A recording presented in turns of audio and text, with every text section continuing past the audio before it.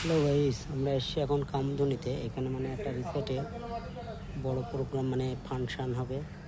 Auditorium আছে, পেছনে auditorium, আর এখানে একটা প্রোগ্রাম হবে। মানে ছেলেপিলে এত রোদ পড়ছে, আমি তো গাছতলায় আছি, তবু রোদ পড়ছে মিটি মিটি। আর এইখানে প্রোগ্রামটা হবে, এইখানে সব স্টেজ হচ্ছে, এইখানে ফাংশন হবে। কেমন জায়গাটা বলবেন? মানে এত রোদ বলার মতন না। ছেলেপিলে সব এই দেখেন, আমার সামনে একজন আছে।